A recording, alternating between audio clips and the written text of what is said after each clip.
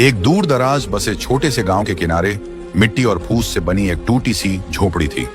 उसी झोपड़ी में रहता था सलीम, जिंदगी से थका हुआ, वक्त से हारा हुआ एक बूढ़ा इंसान। उम्र ने उसके बदन से ताकत छीन ली थी। बरसों पहले उसकी बीवी दुनिया छोड़ चुकी थी। उसके बाद सलीम की जिंदगी जैसे सूनी हो गई। न कोई आवाज, न कोई अपना। गरीबी और तन्हाई उसके रोज के साथी बन चुके थे। उसके पास दौलत के नाम पर बस एक झंग खाई कुल्हाड़ी, एक घिसी पिटी रस्सी और उसका कमजोर जिस्म था जो अब भारी बोझ उठाने से जवाब देने लगा था। हर सुबह फज्र के वक्त जब आसमान हल्का सा उजला होता, वह उठ खड़ा होता। धीमे कदमों से वह पास के जंगल की तरफ जाता। सूखी लकड़ियां, टूटी डालियां बटोरता, उन्हें अपनी पीठ पर लाता और बाजार में बेचने ले जाता। जो थोड़े से पैसे मिलते उनसे बस 2 रोटियां नसीब होती। भूख अब उसकी पुरानी साथी बन चुकी थी। एक रात उसकी पीठ का दर्द इतना बढ़ गया कि वह उठ भी न सका। अंधेरी झोपड़ी में लेटा लेटा वह टूटी हुई छत को घूरता रहा। उसी पल उसे एहसास हुआ, अब यह काम उससे नहीं होगा। उसी अंधेरे में एक ख्याल उसके दिल में उतरा, अगर कोई जानवर होता, कोई भी, जो मेरा बोझ उठा ले। कांपते हाथों से उसने फर्श के नीचे छुपा पुराना सा डिब्बा निकाला। यही उसकी उम्र भर की जमा पूंजी थी। जब उसने सिक्के गिने तो दिल बैठ गया। बस कुछ तांबे के सिक्के और जंग लगे चांदी के पुराने दिरहम। आंखें भर आईं, मगर उसने हिम्मत नहीं हारी। अगली सुबह वह पड़ोसी शहर के पशु बाजार की ओर चल पड़ा। दोपहर तक वह बाजार पहुंचा। चारों तरफ अमीर व्यापारी थे, चमकते कपड़े, ऊंची आवाजें और घमंड से भरे चेहरे। फटे पुराने कपड़ों में सलीम को देखकर लोग मुंह फेर लेते। जब भी वह किसी जानवर की कीमत पूछता, व्यापारी उसे फटकार लगा देते, यहां से निकल बूढ़े।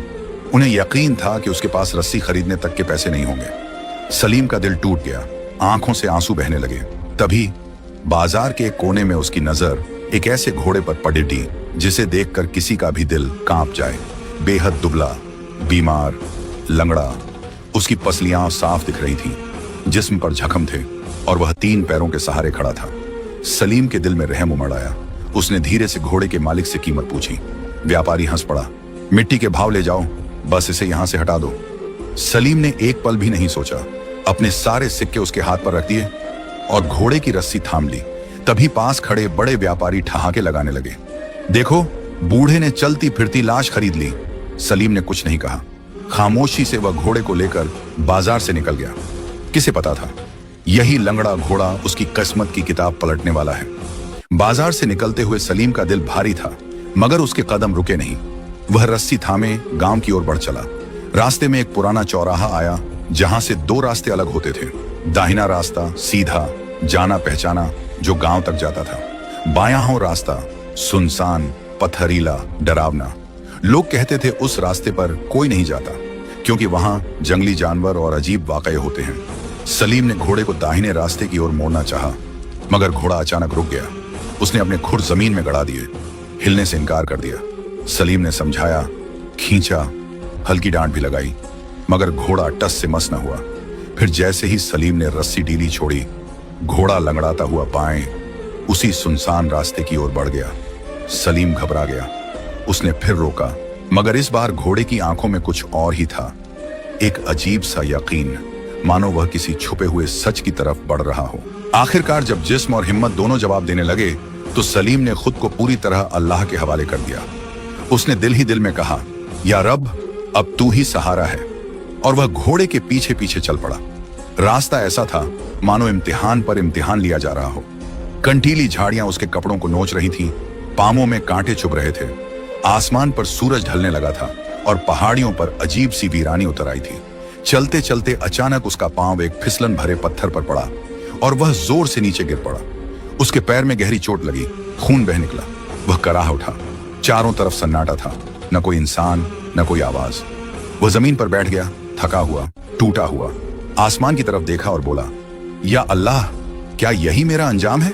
क्या मुझसे कोई खता हो गई? उधर घोड़ा कुछ दूर जाकर रुक गया। उसने पीछे मुड़कर सलीम को देखा। वह भागा नहीं, बल्कि ठहर गया। फिर धीरे धीरे वापस आया और उसके पास खड़ा हो गया। सलीम ने खुद को संभाला। अंधेरा धीरे धीरे उतर रहा था। वापसी का रास्ता अब और भी खतरनाक हो रहा था। उसने फैसला किया, डर के आगे नहीं झुकूंगा, आगे ही बढ़ूंगा। थोड़ी दूर चलने के बाद घोड़ा अचानक एक बड़ी चट्टान के सामने रुक गया। ऐसा लगा जैसे रास्ता यहीं खत्म हो गया हो। सलीम के दिल में मायूसी की लहर दौड़ गई। उसने सोचा, अब तो सच में फंस गए। वह घोड़े को पीछे खींचने लगा, मगर घोड़ा जोर से रेंकने लगा। उसकी आवाज पहाड़ियों से टकराकर गूंज उठी, जैसे किसी राज का ऐलान कर रही हो। फिर वह एक कोने की तरफ बढ़ा, जहां सूखी कंटीली झाड़ियां उगी थीं। उसने अपने खुरों से जमीन पर जोर जोर से मारना शुरू किया और सिर से झाड़ियों को हटाने लगा। सलीम हैरानी से यह मंजर देखता रहा। फिर वह भी आगे बढ़ा और अपनी लकड़ी से झाड़ियां हटाने लगा। जैसे ही झाड़ियां पूरी तरह हटी, उनके पीछे एक बहुत संकरी दरार दिखाई दी, जो पहाड़ के अंदर जाती थी। उस दरार से ठंडी हवा का झोंका आया। घोड़े ने पहले उस दरार की तरफ देखा, फिर सलीम की आंखों में। उसकी आंखों में अजीब सी चमक थी, जैसे कोई राज छुपा हो। सलीम का दिल तेजी से धड़कने लगा। डर भी था, मगर उम्मीद की हल्की सी रोशनी भी। उसने गहरी सांस ली और घुटनों के बल झुककर उस तंग दरार के अंदर रेंगने लगा। अंदर अंधेरा था, उसके हाथ पत्थरों से टकरा रहे थे, घुटनों में तकलीफ हो रही थी और दिल में तरह तरह के ख्याल उठ रहे थे। हर पल उसे अंदेशा था, कहीं कोई जंगली जानवर ना हो या यह रास्ता किसी गहरे गड्ढे में न ले जाए। मगर कुछ दूर जाने के बाद सामने हल्की सी रोशनी दिखी। वह रोशनी ऊपर की किसी दरार से छनकर आ रही थी।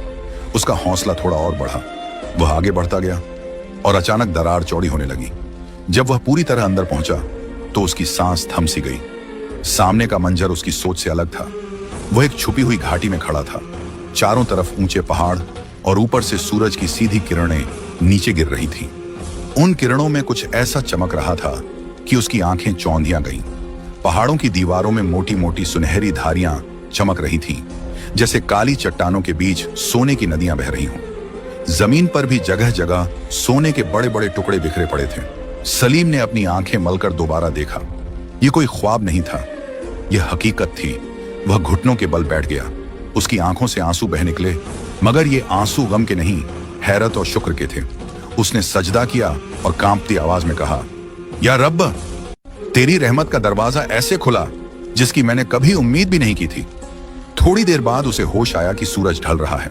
उसे जल्दी करनी थी। उसने अपना पुराना ऊनी थैला उतारा और जमीन पर पड़े छोटे और मंझले आकार के सोने के टुकड़े उसमें भरने लगा। उसने बड़ी बड़ी चट्टानों में जड़े सोने को छूने की भी कोशिश नहीं की। उसने दिल में कहा, जो अल्लाह ने दिया है वही काफी है। 2 थैले भरने के बाद जब उसने उन्हें उठाने की कोशिश की तो वे बेहद भारी थे। बड़ी मुश्किल से वह उन्हें घसीटते हुए वापस उसी संकरी दरार तक लाया।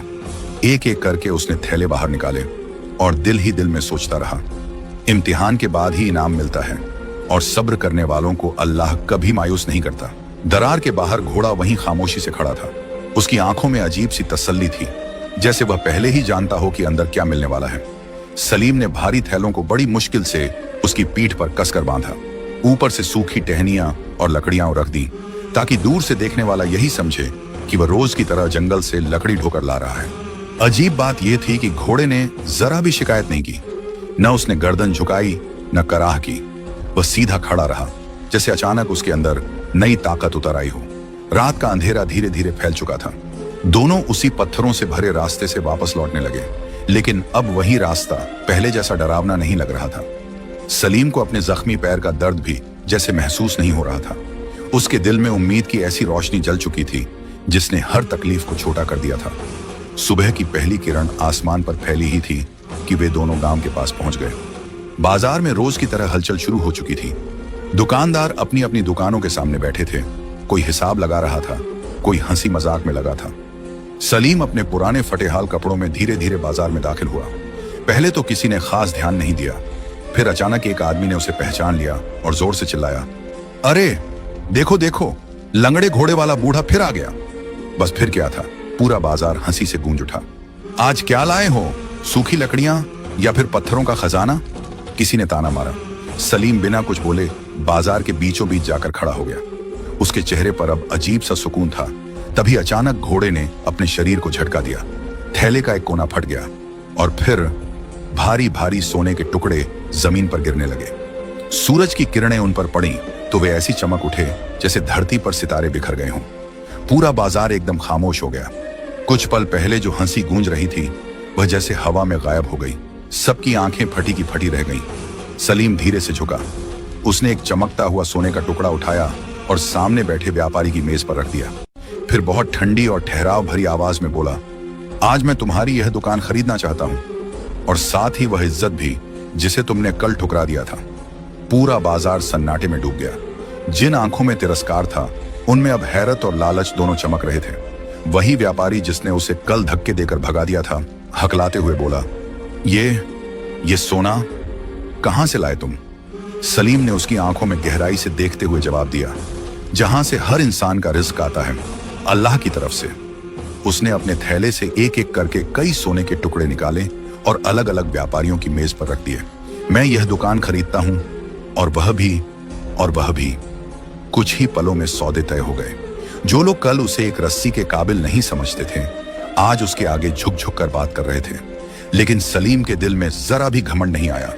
उसने सबसे पहले पूरे बाजार की अनाज की बोरियां खरीद ली, फिर गांव के गरीबों, बेवा और यतीम बच्चों को बुलवाया। उसने सबके बीच अनाज मुफ्त बांट दिया। लोग दंग रह गए।